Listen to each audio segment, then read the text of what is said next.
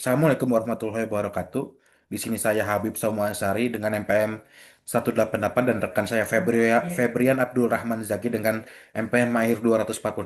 Di sini kami akan menjelaskan sebuah studi kasus terhadap brand Nike dengan produk mereka Nike Full Band Plus bagaimana mereka dari pionir teknologi di dunia olahraga hingga mengalami penurunannya. Yang pertama, tentang Nike itu sendiri. Nike didirikan pada tahun 1964 oleh Bill Bowerman dan Phil Knight. Pada awalnya, Nike bernama bukan Nike, yaitu Blue Ribbon Sport. Lalu berganti nama menjadi Nike pada tahun 1971. Di sini Nike fokus pada pakaian olahraga dan sepatu dan peralatan atletik lainnya seperti sportswear dan athletic equipment yang untuk menunjang performa para atletnya. Di sini Nike brand olahraga terbesar di dunia saat ini dengan memiliki slogan Just Do It. Di sini juga Nike menggandeng beberapa atlet terkenal seperti Cristiano Ronaldo, LeBron James, Kobe Bryant, Michael Jordan, dan masih banyak lainnya. Pada tahun 2010, Nike memulai sebuah inovasi yaitu menggabungkan olahraga dengan teknologi digital yang diberi nama Nike Plus. Lalu pada tahun 2012, Nike meluncurkan produk pertama mereka, Nike, yaitu dengan nama Nike Plus Full Band, yaitu alat pelacak aktivitas fisik yang berbentuk gelang pintar dengan fitur utamanya yaitu melacak langkah kaki dan berapa kali yang kalori terbakar dan dapat disinkronisasikan dengan smartphone iOS melalui Bluetooth. Pada pada awal peluncurannya, Nike Full Band Plus sendiri ini memiliki hype yang sangat masif, yang mana pada menit-menit awal peluncurannya produk ini langsung sold out. Tapi pada tahun-tahun berikutnya, Nike Full Band Plus ini mengalami penurunan. Dan pada tahun 2014, Nike dan Apple memutuskan tidak bekerja sama lagi, yang mana Apple memilih untuk fokus terhadap mengembangkan produk mereka sendiri, yaitu smartwatch. Yang Dan puncaknya pada April 2014, Nike stop memproduksi Nike Full Band Plus sendiri dan memberhentikan hampir 50 karyawan mereka. Di sini ada persaingan industrinya. Kami menggunakan analisis Porter's Five Forces. Yang pertama, ada ancaman pendatang baru. Di sini ancaman pendatang baru bagi Nike Full Band Plus itu sangat tinggi. Karena raksasa teknologi-teknologi di dunia seperti Apple, Google, Samsung memulai membuat sebuah jam pintar yang dapat disinkronisasikan dengan handphone mereka dan dapat melacak aktivitas sehari-hari para penggunanya seperti berapa jumlah kalori yang mereka bakar dan berapa langkah mereka lakukan setiap harinya. Lalu ada kekuatan tawar pembeli dari sangat tinggi.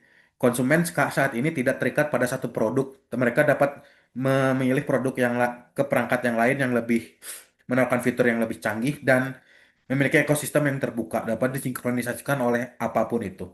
Dan lalu ada kekuatan tawar pemasok. Di sini tergolong sedang hingga tinggi. Nike tidak memiliki rantai pasok terhadap elektronik yang sangat kuat. Mereka sangat bergantung pada vendor-vendor yang ada di Asia untuk perangkat elektronik.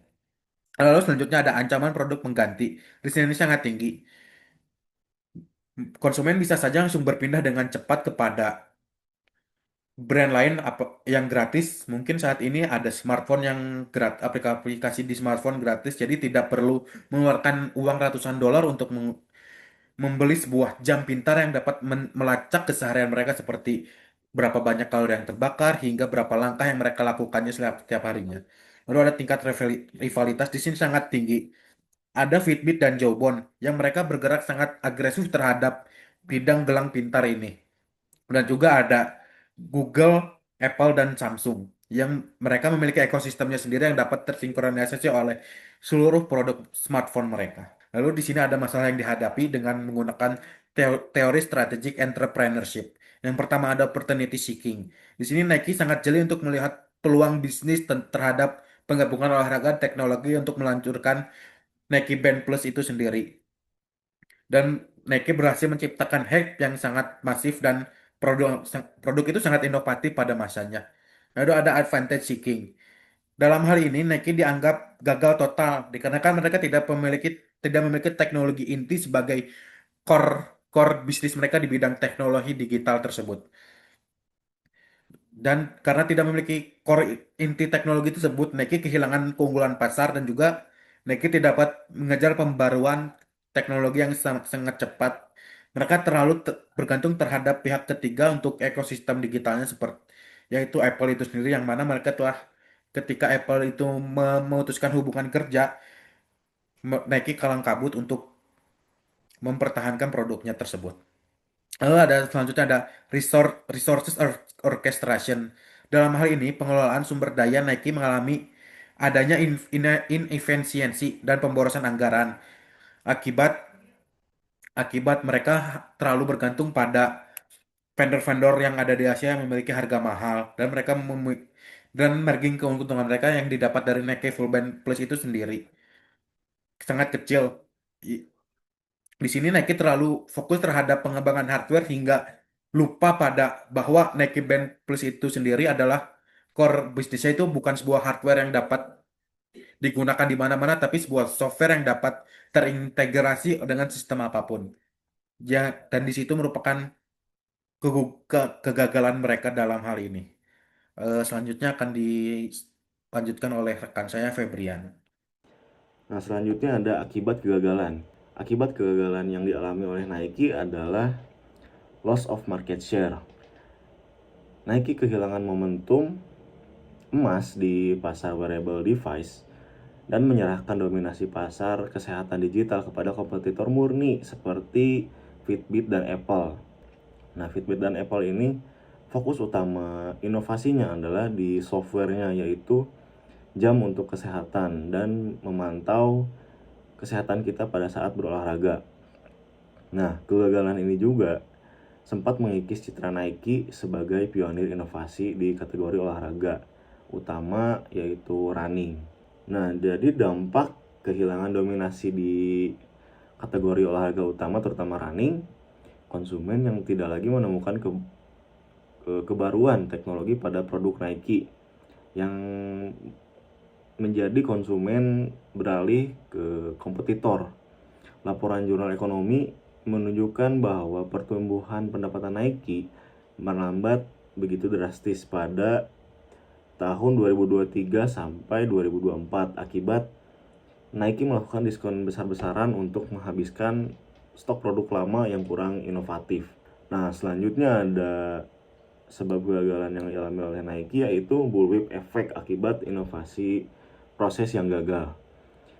Nah, ketidakmampuan mengintegrasikan inovasi teknologi dengan sistem distribusi menyebabkan disrupsi rantai pasok. Keputusan mendadak untuk menghentikan produk dan memutus hubungan distribusi dengan toko grosir fisik atau yang disebut wholesale jadi membuat beban penyimpanan stok sisa fuel band berpindah sepenuhnya ke pundak Nike, menyebabkan lonjakan biaya penyimpanan yang disebut holding cost.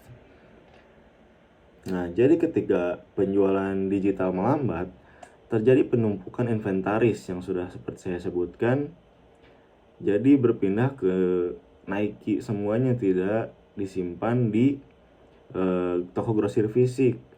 Dan itu menyebabkan penumpukan inventaris mencapai peningkatannya signifikan di atas 15-16%. Akibatnya arus kas terganggu dan profitabilitas menurun tajam. Nah, selanjutnya ada strategic realignment.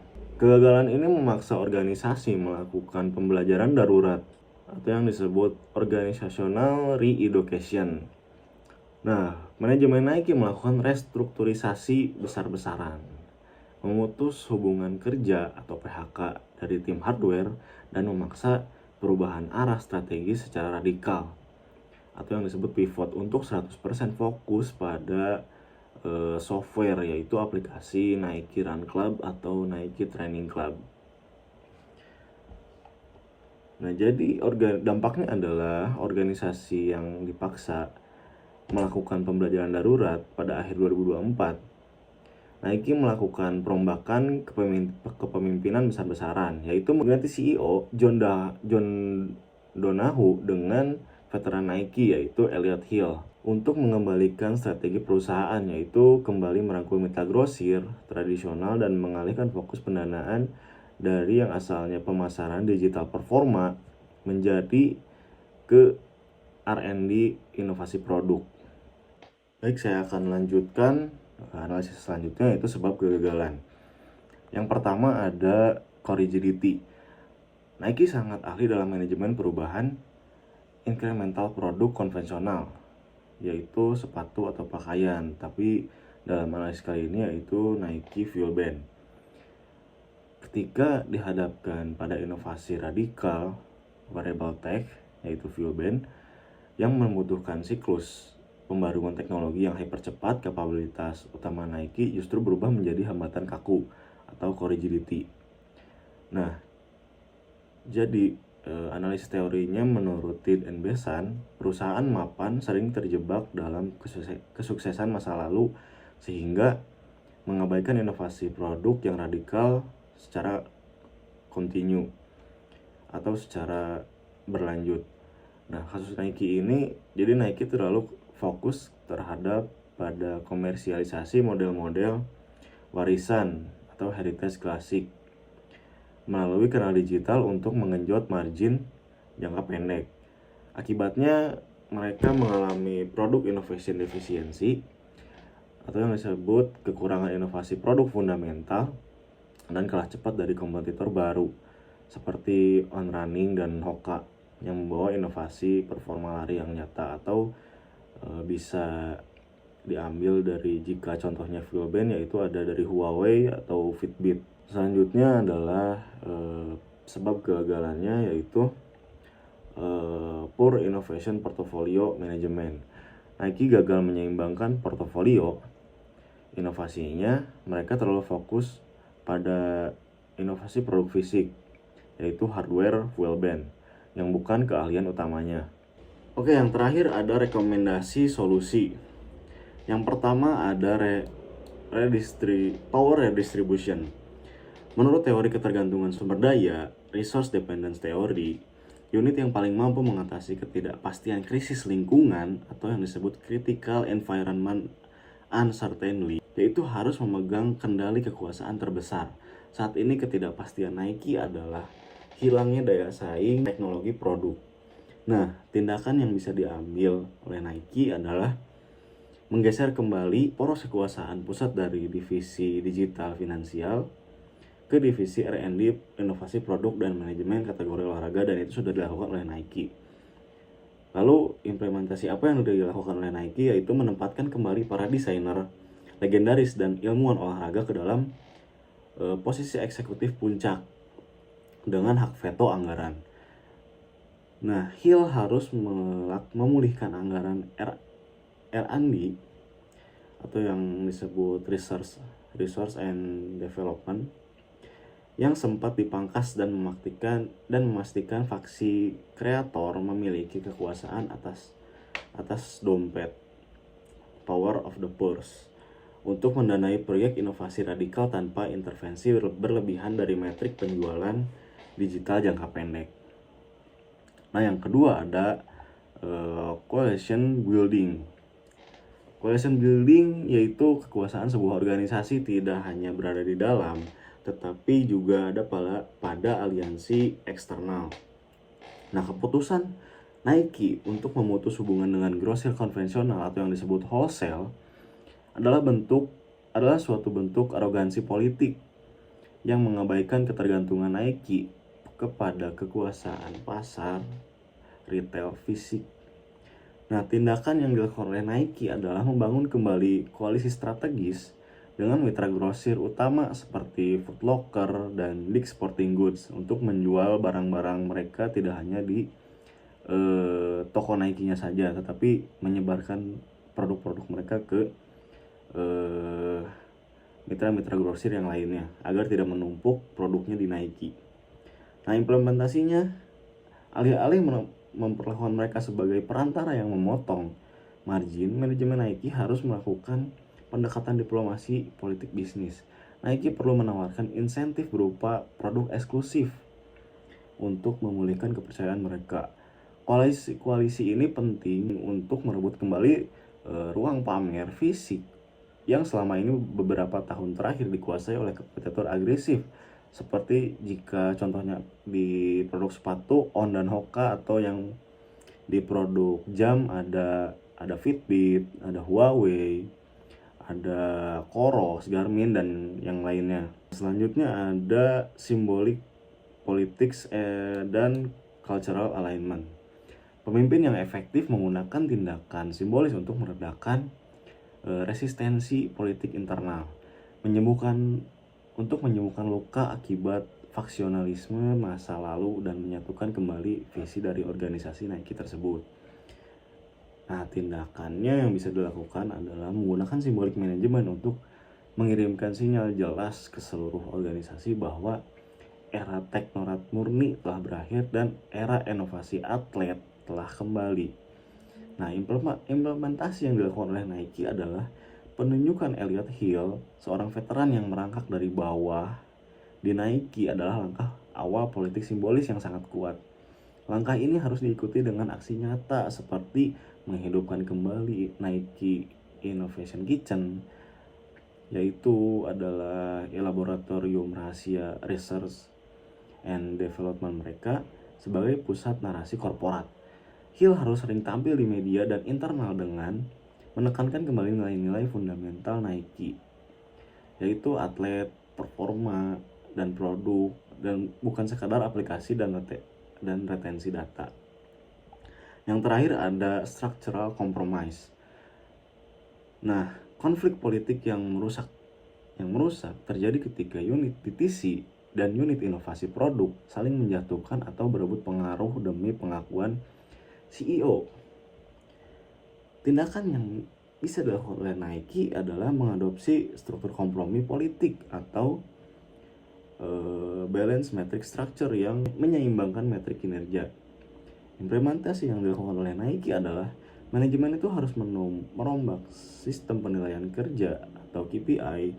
Tim digital tidak boleh dinilai hanya berdasarkan volume penjualan barang langsung atau yang disebut DTC revenue, melainkan seberapa efektif sih platform digital itu mereka mampu mengangkat dan mengkomunikasikan kisah inovasi produk baru Nike itu yang diciptakan oleh tim research and development mereka.